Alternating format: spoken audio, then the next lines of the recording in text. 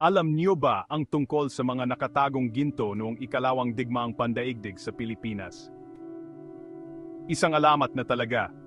Noong ikalawang digmaang pandaigdig, sinasabing nagtago ang mga Hapon ng napakaraming ginto at kayamanan sa ating bansa.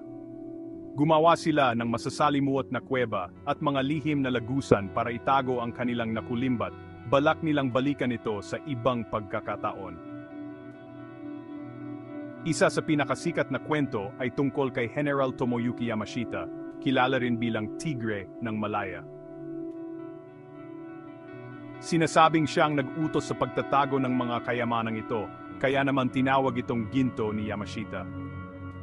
Ayon sa alamat, marami sa mga nakatagong kayamanan na ito ang hindi pa rin natutuklasan hanggang ngayon. Kaya naman, dumagsa ang mga manlalakbay mula sa iba't ibang panig ng mundo, dala ang mga mapa, metal detector, at diwa ng pagtuklas.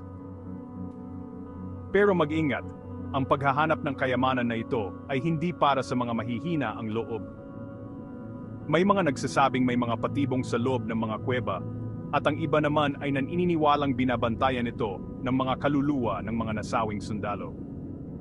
Kaya, handa ka na bang tuklasin ang mga nakatagong yaman ng ikalawang digmaang pandaigdig?